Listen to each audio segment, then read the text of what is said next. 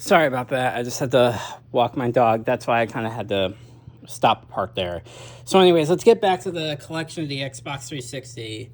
So, the next game I want to talk about is Lord of the Rings Conquest. This is another game that my cousin had on the PS3, and this was essentially Star Wars Battlefront, but Lord of the Rings. And I think from what I've played, it's a good game at least from what I've played. I haven't gotten the chance to play this version. I'm not really sure what the perception was. I think it just wasn't as good as Battlefront. I think it was a game that had interesting ideas. It just wasn't well executed. All right. So the next two games I'm going to cover are two games that I've already done a Let's Play on this channel, and both Let's Plays I've done during my sophomore and junior year of high school respectively. Homefront and Transformers Fall of Cybertron. So starting with Homefront, I saw Angry Joe's review of it, and I know the game came out as a disappointment, but from what I played, at least the single player from what I played, I thought it was alright. I mean, it's not mind-blowing or anything, and supposedly North Korea is supposed to be invading us next year, and nothing has really come of it. It's, yeah, hard to believe that 2027 is next year.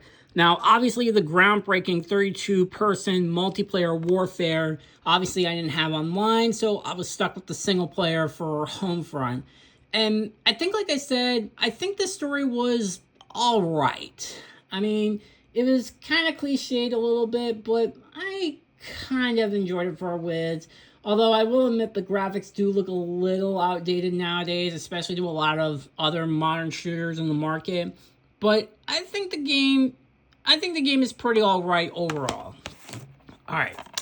Transformers Fall of Cybertron. I was really excited for this game because I was seeing the hype surrounding it, and I really enjoyed this game. I think my uncle pre-ordered this game for me, and I was relatively looking forward to playing this game so much, and it did not disappoint. And I think when one of my friends initially started a Let's Play on his own channel, he never really got the chance to finish it. So I kind of wanted to finish what he started, and I was already a massive Transformers fan, so I recommend picking this game up when you have the chance, because it is a relatively good game overall. Alright, so let's put these back. Come on. Alright, up next, a game that needs no introduction. LEGO Star Wars The Complete Saga.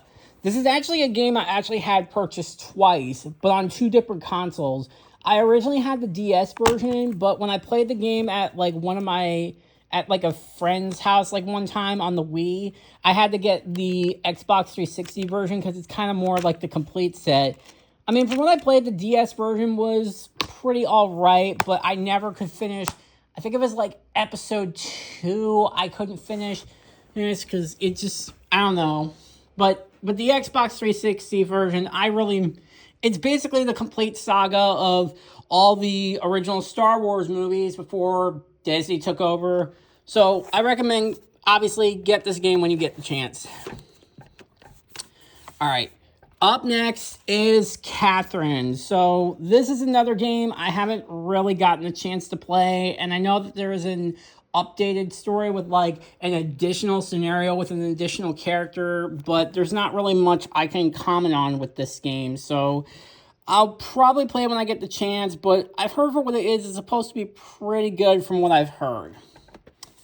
Alright, so up next, LEGO Lord of the Rings. This is another game I haven't really gotten around to playing, and it's essentially just going to be, Lord of the Rings, but LEGO version, and I think this was probably around the time where, the LEGO games were, starting to, get more, child-friendly. I mean, LEGO's already child-friendly already as it is.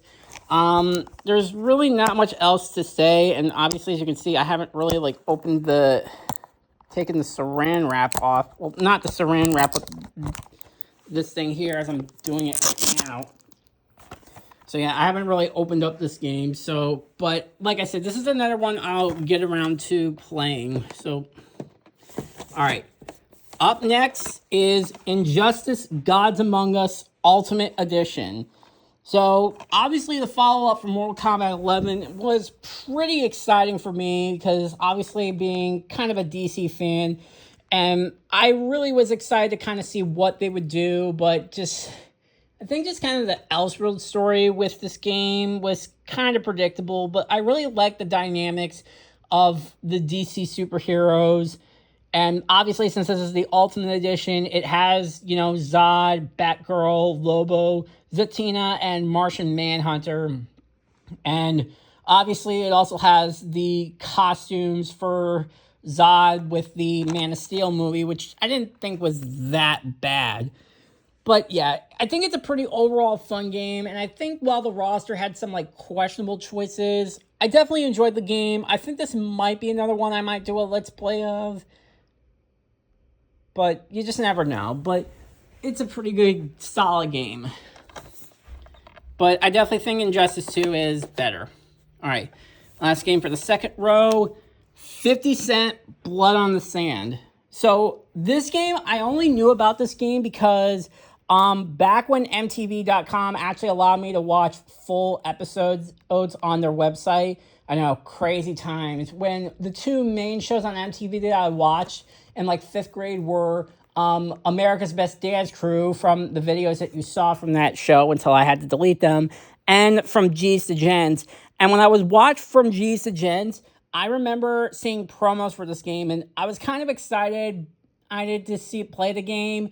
Well, except I couldn't really play it because at the time it was 2009. I think I was 11, so I wasn't old enough to play this game. And unfortunately, this is another one of those games, since it's 50 Cent and there's likely licensed music on this game. Yeah, 18 exclusive tracks that I think YouTube's probably going to flag if I try to play it. So unfortunately, this is another game that I can't really show, unfortunately. But I'll make sure I'll play the game when I get the chance to. All right. Up next, Ultimate Marvel vs. Capcom 3. So I played both the base game version of Marvel vs. Capcom 3 and the Ultimate Edition of Marvel vs. Capcom 3. And I have seen Angry Joe's reviews of the game. And here's the thing. As somebody who didn't have access to the online, I only had the single player to go off of. And obviously there's no story mode. There's really nothing to work with. But from what I played, it's a fun time. The fighting is definitely very good, but I think with the lack of story, there's really not much incentivized to come back and play, even though there's 48 characters on this thing, which is not as big as the 56 characters from Marvel vs. Capcom 2. But even then, Marvel vs. Capcom 2 didn't really have much of a story either from what I've played. But this is still an overall fun, enjoyable game with a pretty decent roster. And obviously this was the first game that introduced Rocket Raccoon, that everybody was like, who? But now that Guardians of the Galaxy is one of the biggest franchises nowadays, I think maybe Capcom was probably onto something when they introduced Rocket Raccoon to this game. All right, so next game is a pretty interesting case. So we have one of those double cases that one of those starting console games. So here we have Lego Indiana Jones, The Original Adventures, tied with Kung Fu Panda.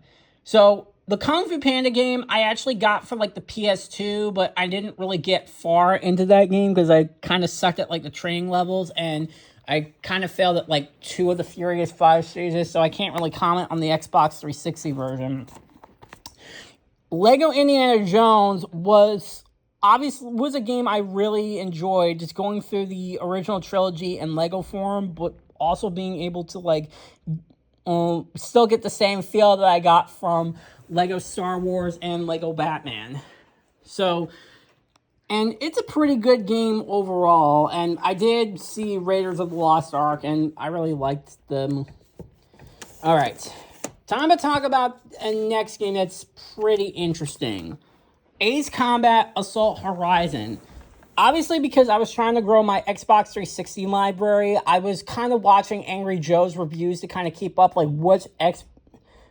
Axe 360 games that I would be recommend buying, and he gave this game an 8 out of 10, and I thought it was a fair rating.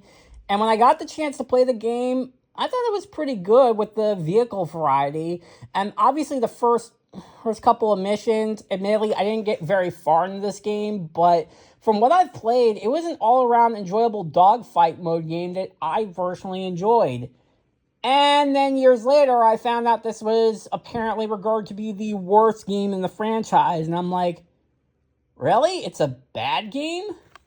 I thought it was pretty good. I mean, it's no masterpiece or anything, but like, I enjoyed the game for what it was, for what little I played of it. So to finding out that a lot of people think that Assault Horizon is like the worst game in the franchise, I'm literally like, when did this happen? I think maybe it's just because I never like played any of the other Ace Combat games, so I think that might have something to do with it, but I thought the game was pretty good. Alright, so now we're just going to jump ahead in the next two games, because I think you might be figuring out a theme to this, but I just haven't had the time to play a lot of the games on the 360, and the next two games that fall into this trap are Rage and Shadow of Mordor. So, Rage is a game that, obviously, as you can see, I bought very, very cheap price. I mean, a game that was on, like, $2, like, that's a steal. And while I'm aware that this game was on Angry Joe's top 10 disappointing games of 2011, I think, this is kind of an interesting case, because this is actually, like, one of those games that actually has, like, multiple discs, which, to me, was pretty unheard of, because I'm usually the type of player that usually has games on like one disc. So the fact that this is one of those games that has 3 discs is like mind-blowing to me, and I just haven't gotten around to like playing it. But it seems like a pretty decent game, and just based on the Anarchy edition with all these new like features, like I thought it would be a pretty alright game. Like I said, I just haven't gotten around to playing it. And then Shadow of Mordor is another game that I've heard is pretty good, but it's another one of those games that is one of those multi-disc games, which, again, I think maybe I'm just so used to, like, having games that are on, like, one disc, and I don't know what the... Okay, I don't know what it is, because it's like it has something to keep the disc steady.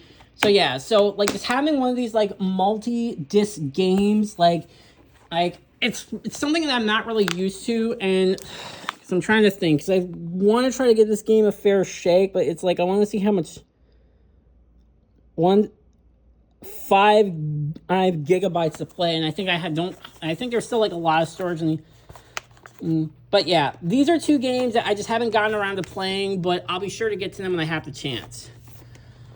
All right, Soul Calibur 5. So yes. Oh, yeah, because I think I kind of jumped around a little bit, but I think this is kind of a good opportunity to segue into 2 games from a fighting game franchise I'm familiar with. Soul Calibur 4 and Soul Calibur 5. So starting with Soul Calibur 4, you know, the only game at the franchise at the time that I played was Soul Calibur 2 on the GameCube, as I showed previously. So I was kind of interested in wanting to get more into the series, and because I had a PS4, Soul Calibur 4 was kind of an easy grab. Obviously, one of the biggest standout with this game is that this game had Star Wars characters in the roster. I believe Starkiller from Force Unleashed, I think the game was called. I haven't really played it. Well, anyways, he was on both versions, and then you had Darth Vader exclusively for the PS3 version, but since I have the Xbox version, I had Yoda as an exclusive character. And I enjoyed the story and characters from Soul Calibur 4, and I thought it was a pretty good game overall. Then transitioned over to Soul Calibur 5, which, similar to Marvel vs. Capcom 3, the fighting is overall pretty good, and the character creator was great, but I will acknowledge that the roster kinda sucks. I mean, yeah, there's Ezio from Assassin's Creed, but there's a lot of fan-favorite characters from the Soul Calibur games that I played that were, like, straight up missing. And Patroclus as a main character sucks a dick. So, yeah, so I mean, I do think Soul Calibur 5 is a pretty good game, but I do acknowledge its problems and why a lot of people see it as like a massive disappointment. And yeah, and the story is also pretty bad. And the arcade, unlike Soul Calibur 2 and Soul Calibur 4, there were no character endings, especially when it came to the new characters that were only introduced in 5 that never came back. Though thankfully Patroclus was one of those characters, and I hate him. But, like, there were so many new characters in Soul Calibur 5 that we barely know next to nothing, and there's no arcade endings to, like, get more into what they were like. So, that kind of sucks. But, yeah. So both of these games are fun. I do enjoy Soul Calibur 4 more than I do 5. And while 5 is great, I don't think it's good. It's not going to be one of those games I'm going to find myself going back to, like, playing. So, that's going to be something new. All right, up next, Transformers Dark of the Moon.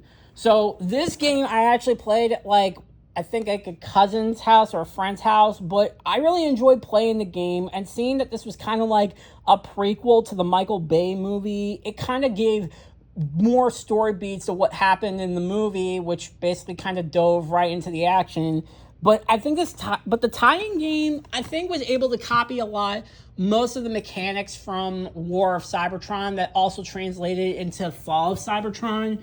And I think it's a pretty overall decent game. It's not going to be a game that I'm going to find myself replaying unless I want to get, like, all the achievements of, like, high scores and stuff like that.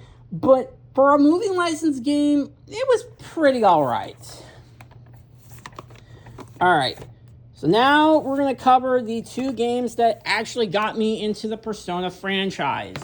So, Persona 4 Arena and Persona 4 Arena Ultimax.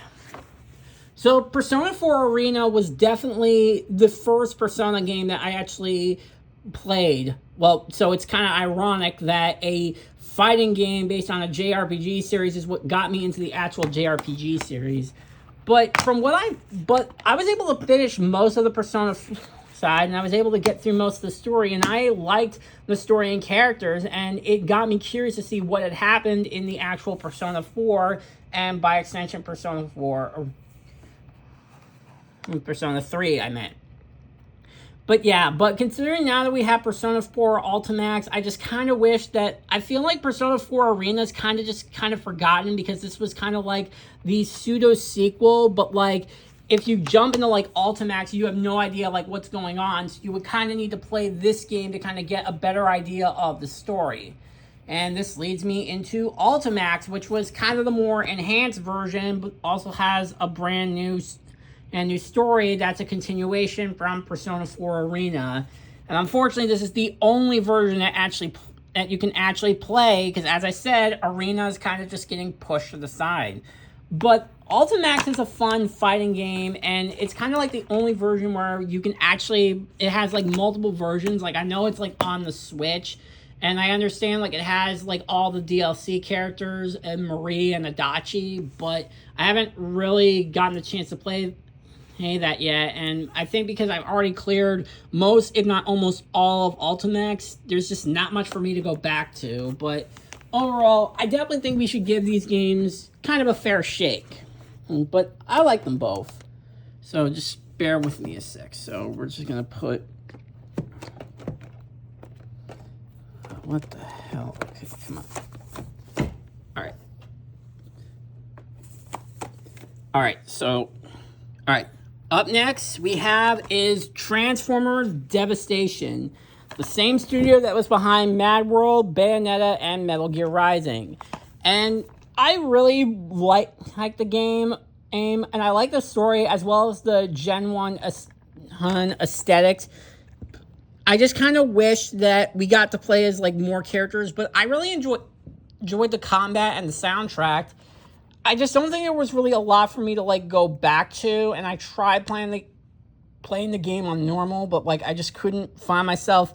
I just kept getting my ass kicked like so much, and I think I kind of had to lower the difficulty just to finish up the story. But I just think the fact that they got like all the Generation 1 voice actors back to do this game for the most part, I think is pretty impressive. So it's a fun beat 'em up game. So I really like this game. All right, next, Street Fighter Cross Tekken. I was super excited for this game, being that I was a massive Tekken fan, and anything Tekken related I was going to buy. I am very much well aware of like the DLC nonsense that went down, but because I didn't have the DLC or online to get the stuff, and I also didn't have permission to do it, but it's not like we had access to the online anyways, is I wasn't able to get all the characters, so the 38 characters that were on the roster were who I was stuck with. I think there just really wasn't much incentive for me to keep playing. I'll probably get back into it, but I just don't know when, because from what we got, it was a pretty solid fighting game. So I would recommend giving it another shot. All right, up next, BlazBlue Continuum Shift Extend. So this game I learned about from the Green Scorpions top 10 fighting games before Pete updated that video.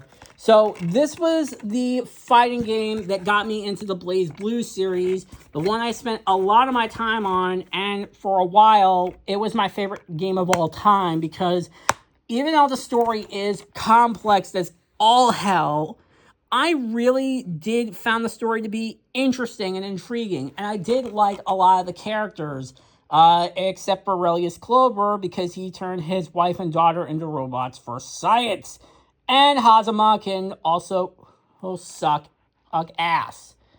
But the fighting was overall pretty good, and I kind of wish that I kept the soundtrack, because I don't know where the disc of the soundtrack is, because this game actually came with like an art book, the soundtrack of like certain tracks of the game, and the calendar that is extremely outdated. But it was kind of nice to have those things. So yeah, for a while, this was my favorite game of all time, but obviously not anymore. All right, up next, we have Dynasty Warriors 8, the base version. I do have Extreme Legends, but this was the first Dynasty Warriors game that I've played, and I honestly thought it was an enjoyable game. I'm not really sure why people don't like this entry in particular, because everybody's saying, oh, 7's story is so much better, but I found 8's story to be pretty interesting. And there was just a lot of content to the game and a lot of characters, and I really enjoyed it. Like, yeah, okay, the story is not as engaging as 7's, and it's not as emotional, but I found myself to be pretty invested in the story. Yes, I know there's the obvious spoilers that Jean ultimately wins the war over Wei, Wu, and Shu, but I really like the interesting dynamics of all the characters in the kingdoms. Except for Shu, because I am not the biggest Shu fan. But I really enjoyed this game, and I think maybe people should at least give it another chance, considering that this was the game in the series where everybody had their own individual weapon. All right, up next, another game that was a pretty easy steal, Deus Ex Human Revolution. This was another game that was also on Angry Joe's top 10 best list, but this is also another game that I haven't played, and I'm not really familiar with the Deus Ex franchise, so admittedly, I can't really comment on anything, but I'll probably give this game a fair shake when I have the chance.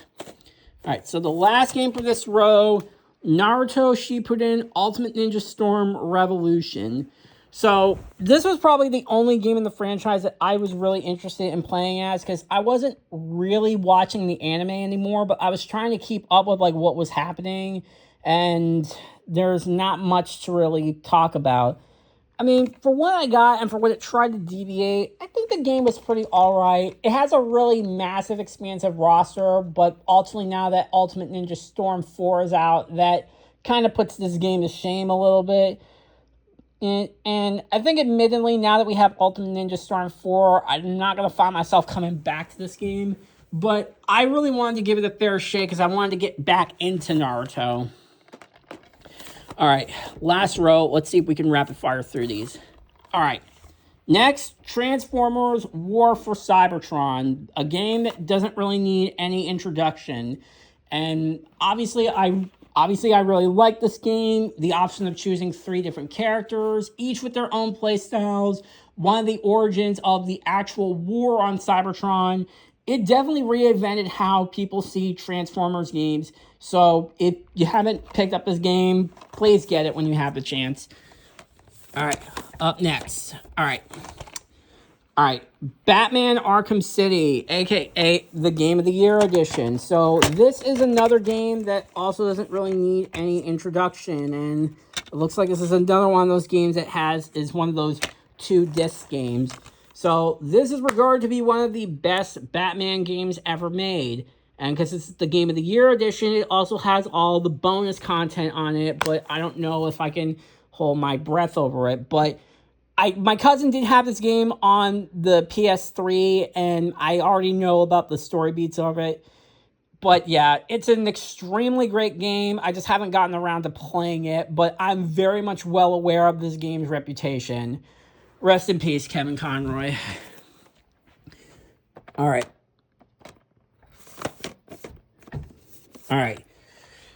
Up next, Naruto Ultimate Ninja Storm 3. So this was the game I tried to do a Let's Play of, but then it got flagged for copyright, and I had to, nix it, and I've only gotten up to, the final boss.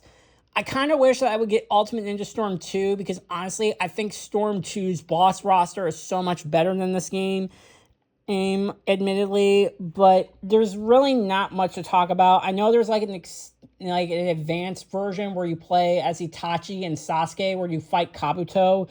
I just haven't gotten the chance to get that version yet. And like I said, I would rather play Storm 2 since I just think it's an all-around better game. I do still like this game, but obviously this is kind of more the base version. And obviously because we have Storm 4, this game is really outdated. All right. Up next, the first Xbox 360 game I ever had, Sonic and Sega All-Stars Racing. Probably one of the first Mario Kart clones that was actually a lot of fun to play as. And the one thing that this game had going for it that made me want to get the 360 version was having Banjo and Kazooie on the roster. And I know a large part of that was because Banjo-Kazooie Nuts and Bolts was coming out at the time, and I wasn't into the franchise. But because it had one more character than all the other versions, I wanted to get this version to play as. And it's a relatively fun game with a lot of Sega's, different franchises that they very rarely use nowadays. And being able to race with your avatar and just all the advertisements I was seeing in 6th grade made me want to play this game. And I was not disappointed, and I think I kind of prefer this version over Transformed. So please get this game. I highly recommend it. All right, so now to wrap up the Modern Warfare trilogy. So Modern Warfare 2 and Modern Warfare 3. So Modern Warfare 2 was a game I really had a lot of fun as. I did kind of play the climax at my cousin's house one time, and this was a game that I really found myself playing back the most, mostly because it had the museum feature, aka the only opportunity where you actually got to shoot Makarov in the face. And sadly, this is another game I can't even play because of the no Russian mission. All right. And now for Modern Warfare 3. This is the game that I had the most interesting history with, only because one of my friends at high school at the time recommended that I try this game so that way I could get out of the Call of Duty sucks phase that I was going through. And admittedly, when I got the chance to buy the game, I did find myself enjoying it. So, like I said, I wasn't one of those people that would constantly stay home to play Call of Duty. I wasn't one of those people, but I really found myself liking the game. So my stance of Call of Duty since playing Modern Warfare 3 had changed since then. But like I said, I'm not one of those people that constantly is on here playing Call of Duty, especially given the downward trajectory that the series has been going with. All right. Up next, Asura's Wrath, a franchise I wish Capcom would give another chance, because I really enjoyed playing this game and I was really involved in the story, and I really liked.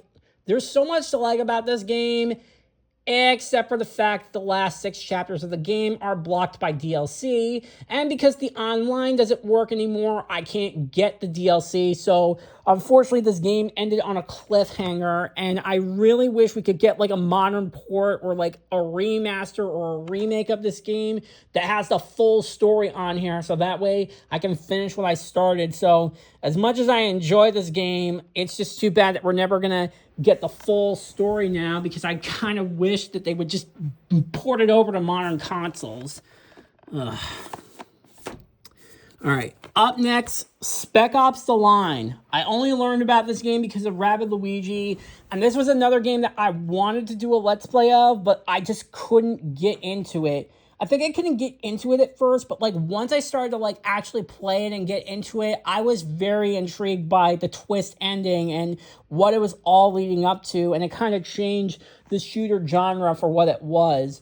I think maybe had I just played the full game first and then did the Let's Play, I would have a better idea of what I was walking myself into, because I ended up playing in the game blind as I was trying to play and make it up as I go. And I think maybe it would have been better if I had just played the game first before actually doing the Let's Play, because then I would have a better idea of what to talk about and what to do and not like suck as much. All right. Up next, Marvel Ultimate Alliance Gold Edition.